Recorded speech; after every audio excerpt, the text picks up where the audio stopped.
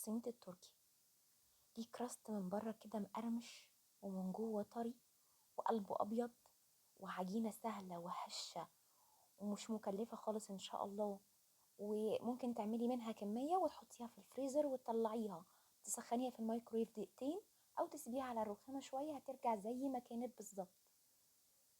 تنفع في للفطار، ينفع الولاد يتسلوا بيها بالنهار قبل ما تعملي الغدا، وسهله جدا جدا جدا جدا.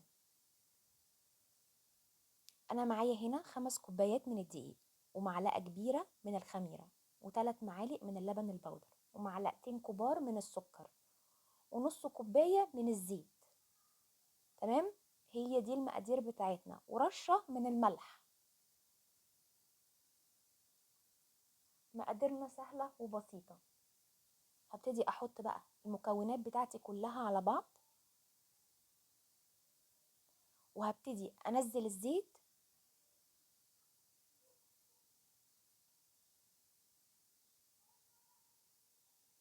وهحط بقى ميه بتاعتي بالتدريج. تمام، هعجن واحده واحده. انا ممكن الدقيق بتاعي يحتاج ميه اقل، انتي محتاج الدقيق بتاعك يحتاج ميه ازيد، فبتختلف من دقيق لدقيق. فانتي هتنزلي واحده واحده لحد ما العجينه تبقى معاكي لينه وطريه، ويا ريت يكون فيها تلزيقه بسيطه عشان العجينه بعد ما تستوي تفضل طريه، ما تبقاش ناشفه معاكي. وابتدي بقى اخدمها في العجن كويس. نعمل شويه رياضه بقى كده على الصبح. اهم حاجه عجن العجينه كويس، هو ده اللي هيديكي النتيجه الحلوه في الاخر. هسيبها بقى تختمر في مكان دافي كده، اغطيها بالبطانيه وادفيها لحد ما تختمر زي ما انت شايفه كده وترتفع. هفضي منها الهواء وابتدي اعملها كور صغيره، كل كوره بحجم الليمونه. تمام، الليمونه اللي هي حجمها المتوسط دي. واحاول اساوي ما بين احجام العجينه، ما تبقاش واحده اكبر من واحده. وابتدي بقى اعملهم على شكل اصابع، بس يا ريت تكوني مريحه الكور دي 5 دقايق بس عشان تستوعب في التشكيل. تمام، وكوني طبعا مغطياهم عشان ما يعملوش تشقيق وشهم يتشقق. وهفرد كل العجينه بتاعتي على شكل اصابع زي ما انت شايفه كده. تمام،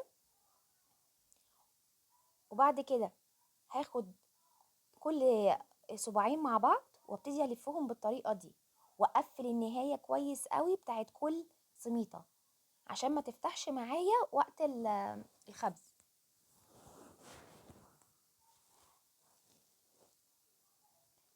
هي سهله جدا وتشكيلها كانك بتلعبي. بس هعمل العجينه بتاعتي كلها اشكلها بنفس الشكل اللي انت شفتيه ده، وهجيب معلقتين كبار من العسل الاسود او دبس العسل، وعليهم شويه من الميه، حوالي كوبايه صغيره. والسمسم بتاعي دي حوالي نص كوبايه من السمسم.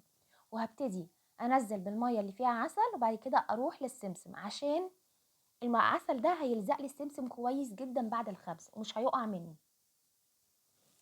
وطبعا اللي مش بيحب السمسم يقدر يخبزها كده، بس تديها مسحه من الميه بتاعه العسل دي عشان تديها لون حلو.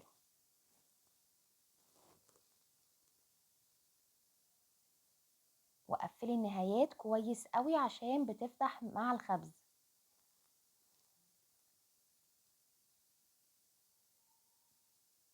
هي سهله جدا بس طعمها بجد حلو جدا جدا جدا يعني.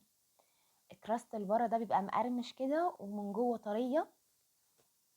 هسيب العجينه بتاعتي بقى تخمر وتضاعف حجمها، وبعد كده هدخلها على فرن متسخن على اعلى درجه حراره عندي.